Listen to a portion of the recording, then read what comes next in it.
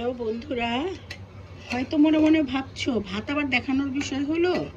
হ্যাঁ, ভাত দেখানোর বিষয় হলো। এটা তো অবশ্যই কোনো রহস্য আছে, না হলে কি আর ভাত দেখাই? সবার ঘরেই ভাত আছে।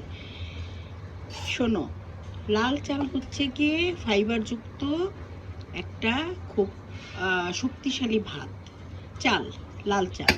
কিন্তু আমরা অনেকেই লাল চাল খেয়ে অভ্যস্ত না, খেতে ভালো লাগে না। তো আমি আবিষ্কার করলাম এটা সারা বাংলাদেশের জন্য এটা উপকারে পরিণত হবে ইনশাল্লাহ।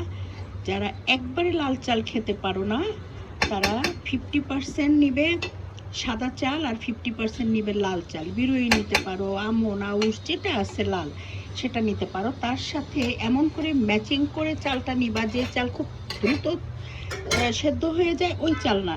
একই রকমের দু রকম চাল নিবে, নিয়ে তারপরে মিক্স করবে, ভালো করে মিক্স করে ভাত রান্না করে খেয়ে দেখো।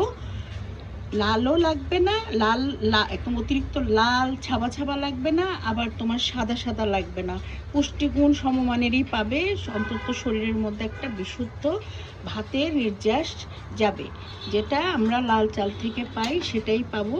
এই যে দেখো, আমার ভাতের কালারটাও কি সুন্দর হয়েছে। টেবিলে দিলে চাল লাগে না, মনে হয় একদম গ্রামের বাড়ির থেকে চালটা এসছে। আর গ্রামের বাড়ির থেকে ভাত, আমরা গ্রামে বসে যেরকম করে ভাত খাই ঠিক ওরকম লাগবে। আমি এটা নিজে নিজে আবিষ্কার করেছি। আমার মাথার থেকে লাল চালও খেতে হবে, আবার লাল চাল অত ভালো লাগে না, ছাবা ছাবা লাগে, কেউ খেতে চায় না, ড্রাইভার খেতে চায় না, আমার বাসার মানুষ খেতে চায় না। তখন আমি বুদ্ধি বের করেছি, এখন কারো কমপ্লেন নাই, সবাই মজা করে খায়। আর ভাত রান্নার সময় 2 চামচ নুন দিয়ে দেবে ভাতের মধ্যে, তাহলে ভাতের স্বাদ আরও বেড়ে যাবে। এটা বলার জন্যই ভাত দেখানো। তো ভালো থেকো, খোদা হাফেজ।